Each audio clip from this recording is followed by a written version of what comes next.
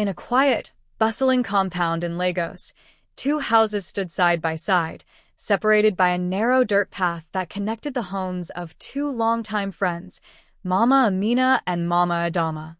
Though their styles of parenting differed greatly, their bond was strong, built on years of shared experiences and laughter. Mama Amina, a woman of discipline, ran her home with the precision of a well-organized machine, instilling in her children the values of responsibility, respect, and hard work.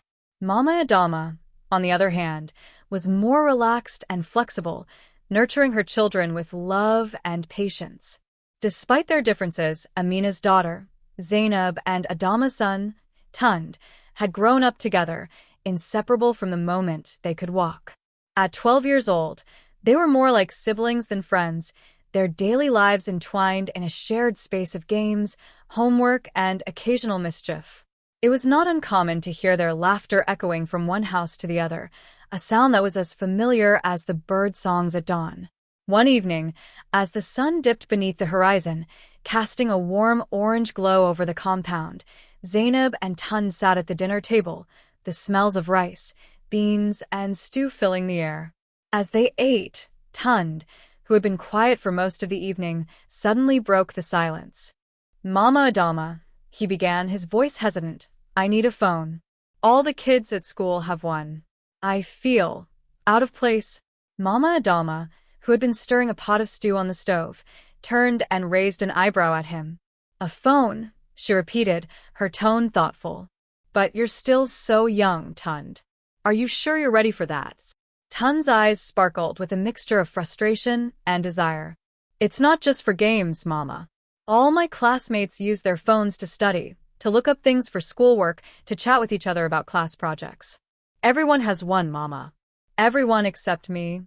Mama Adama studied him for a long moment, her expression softening as she considered his words. The world was changing fast, and with it, the way children learned, interacted, and grew. "All right, Tunde," she said after a pause, "if you can come first in your class this term, I'll buy you the phone. But you must promise me you'll use it for good, for schoolwork, and that you'll be responsible." Tunde's face lit up, his earlier frustration turning to pure excitement. "I'll do it, Mama. I can. Just wait and see." Zainab, who had been listening quietly, couldn't help but chuckle. "You're really serious about this, aren't you?" she teased. Tunde grinned at her. "You'll see. This phone is mine." As the weeks passed, Tunde became a different person. Gone were the days of idle games and carefree afternoons. In their place were hours of study, early mornings spent reviewing textbooks, and late nights when the glow of his desk lamp was the only light left in the compound. Zainab, sitting across from him at their shared homework table, couldn't help but notice the change. "You're really working hard for that phone," she remarked one evening, watching him scribble notes with furrowed concentration. "I have to," Tunde replied, not looking up from his book. "If I can get that phone, I'll be able to do so much more. I'll have all the tools I need for school, and I won't feel like I'm falling behind anymore." Zainab, who had never felt the need for a phone herself, found herself both impressed and a little envious of Tunde's determination. Her own world, despite being filled with friends and laughter, seemed incomplete without the technological advantages that Tunde was now striving for. "Well, if you get it, you'd better share it with me," Zainab teased, flashing him a playful grin. "Of course," Tunde said, not even looking up, his voice filled with the quiet confidence that had taken over him.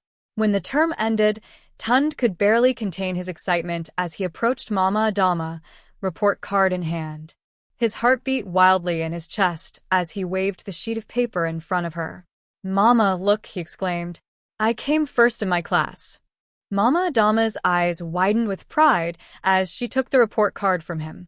"Tunde, you did it," she said, her voice filled with warmth. "I knew you could. I'm so proud of you." As promised, Mama Adama bought him a brand new phone. It was sleek, modern, and gleamed in Tunde's hands like a new world waiting to be explored. For the first time, Tunde felt like he belonged, not just in the classroom, but in the social world of his peers. Zainab, who had been watching from the doorway, smiled at him, though her heart ached with jealousy.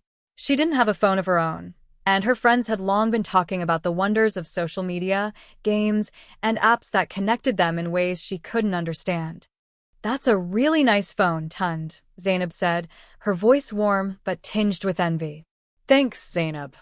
Tunde grinned, holding it up like a trophy. "Now I can finally do everything I've wanted to do. I can study better and play better. It's like I have a whole new world at my fingertips." But as the days passed, Zainab began to notice something strange. Tunde, who had once been focused on his studies, now spent more and more time on his phone. At first, it was just quick glances at his favorite games or apps, but soon it became an obsession. Every spare moment was spent scrolling through social media, watching videos, and chatting with friends. His eyes seemed always glued to the screen, and the sound of notifications never stopped. One afternoon, as they sat together in Tunde's room, Zainab noticed that he had opened an app she hadn't seen before. She leaned over, curious.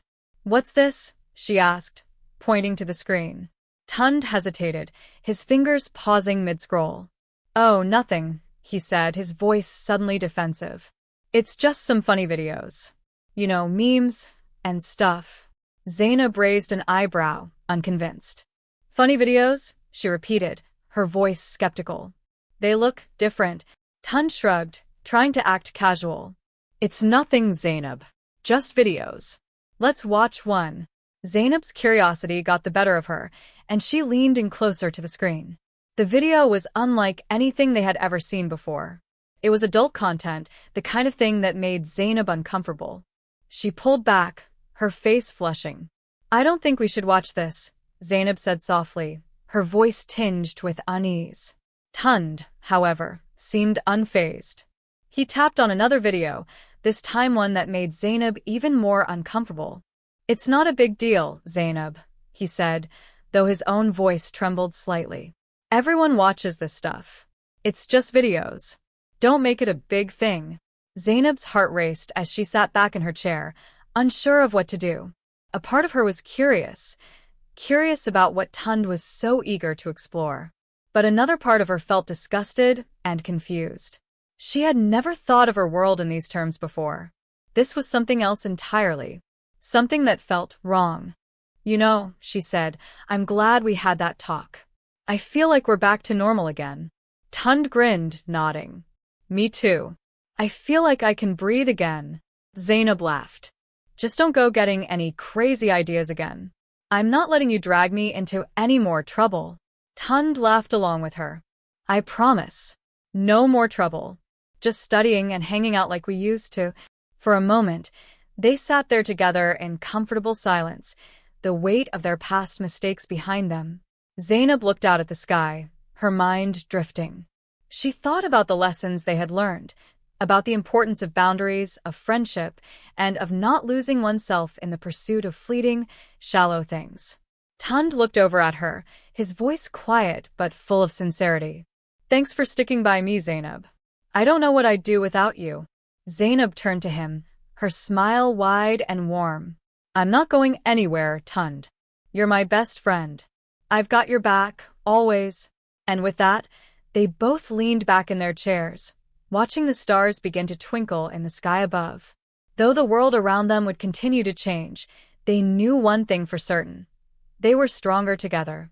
The road ahead might be uncertain, but as long as they had each other, they knew they could navigate it with courage, trust, and understanding. From that moment on, Tunde and Zainab stayed true to their friendship. They studied together, played together, and navigated the challenges of growing up side by side. And though they would face many more obstacles in the years to come, they would always remember the lesson they had learned, that true friendship and belonging could never be found through superficial things, but through loyalty, respect, and the willingness to help each other grow. One afternoon, when their mothers were out at the market, Zainab decided to confront Tunde once more. The tension between them had been growing, and she could no longer ignore the discomfort that had settled in her chest. She found him alone in his room, as usual, his phone in hand, his face illuminated by the screen. "Tunde," she began, her voice steady but firm. "We need to talk. Tund looked up from his phone, his brow furrowing slightly. About what? He asked, trying to avoid her gaze. I can't keep pretending like everything's normal, Zainab continued, taking a deep breath. What we've been doing, watching those videos, it's not okay. It doesn't feel right, and I feel like I'm losing you. Tund set his phone down on the table, finally looking her in the eye. For a moment, there was silence. His face, usually filled with confidence, now seemed clouded with uncertainty. He shifted in his seat, uncomfortable with the direction the conversation was taking. Zainab, I know you don't understand, but it's not just about the videos. It's about fitting in. It's about being like everyone else. I don't want to be left out, okay? Tund's voice trembled slightly, the vulnerability beneath his words catching Zainab by surprise. I understand, Tund, Zainab said gently. But there are other ways to fit in, other ways to belong. This isn't the way. You're better than this. We're better than this. Tund's eyes dropped to the floor, and for a long moment, there was only the soft hum of the ceiling fan above them. Zainab could see the internal struggle written across his face. He was torn between the pull of his curiosity, the desire to fit in with his peers, and the growing realization that what they were doing was leading them down a dangerous path. I don't know what to do, Tund whispered, his voice raw. I don't know how to stop. Zainab walked closer to him and placed a hand on his shoulder. It's okay, Tund. We can stop together. We can walk away from this. You don't have to do it alone. Tund looked up at her, his eyes filled with a mixture of relief and guilt. I don't want to lose you, Zainab. I don't want to lose our friendship. You won't lose me, Zainab said firmly, her voice warm with reassurance. I'm here for you. And you're not alone in this. For a long moment, they sat together in silence, the weight of the unspoken understanding between them settling into the space. Tund, slowly but surely, let go of the phone in his hand, as if releasing a burden he hadn't realized he was carrying. I'm sorry, he said, his voice barely above a whisper. I shouldn't have let it go this far. I shouldn't have dragged you into it. Zainab smiled softly, her hand still resting on his shoulder. It's okay. We're going to be okay. Over the next few weeks, things gradually began to change. Tund distanced himself from the temptation of the phone, gradually focusing more on his studies and reconnecting with Zainab. The bond between them began to rebuild itself, stronger than before. Tund realized that the world he had been chasing, one filled with fleeting moments of excitement, peer approval, and shallow thrills, was not as important as the deep, meaningful connection he had with his best friend.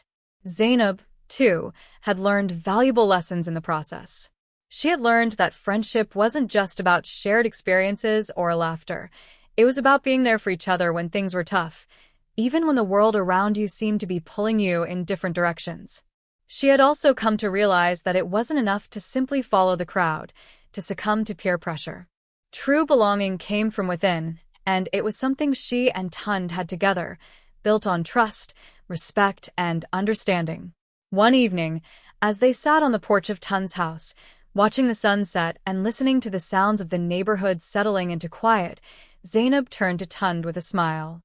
Zainab turned to him, her smile wide and warm. I'm not going anywhere, Tund. You're my best friend. I've got your back, always. And with that, they both leaned back in their chairs, watching the stars begin to twinkle in the sky above.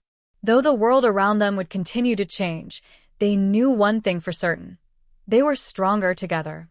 The road ahead might be uncertain, but as long as they had each other, they knew they could navigate it with courage, trust, and understanding.